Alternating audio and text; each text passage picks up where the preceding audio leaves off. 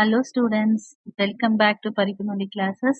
இன்னைக்கு நம்ம கிளாஸ் எதை பத்தினா 10th standard maths NCERT maths தான்.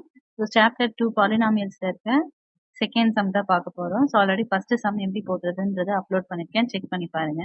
ஸோ செகண்ட் சம் என்னன்னா find a quadratic polynomial equation. So கொஸ்டின்ல கொடுத்துருக்கிறது வந்து sum and product of zero கொடுத்துருக்காங்க, அதை வச்சு நம்ம ஈக்குவேஷன் ஃபார்ம் பண்ணோம். ஸோ ஃபர்ஸ்ட் கொடுத்துருக்கிறது சம் ஆஃப் ஜீரோஸா, அப்ப சம் ஆஃப் ஜீரோஸ்ன்றது என்னது, ஒரு ஜீரோவை first alpha பீட்டான்றது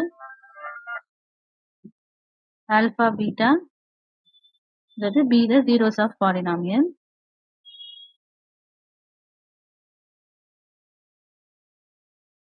so sum of ஜீரோஸ்னா alpha plus beta. So first கொடுத்துருக்கிறது சம் ஆஃப் ஜீரோஸ்ன்னு சொல்றாங்க.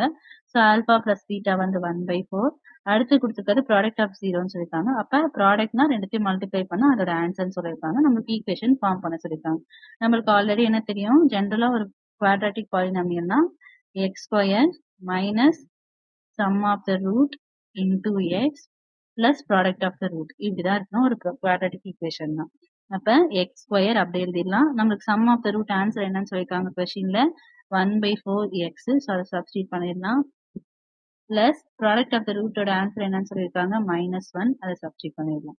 அப்ப X square minus x/4 plus into minus -1.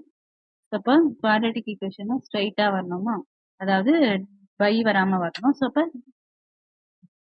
4 வந்து கிராஸ் மல்டிப்ளை பண்ணிக்கலாம். அப்ப 4x square equal to 0. 4 into x square 4x square minus x 4 into -1 -4 by 4 equal to 0. இந்த 4 equal தானம் இது 0 ஆயிடும். அப்ப ஃபைனல் நம்மளுக்கு வர குவாட்ராட்டிக் ஈக்குவேஷன் வந்து 4x square minus x minus 4 equal to 0. அவ்வளவுதான் இந்த சம். தேங்க்ஸ் ஃபார் வாட்சிங்.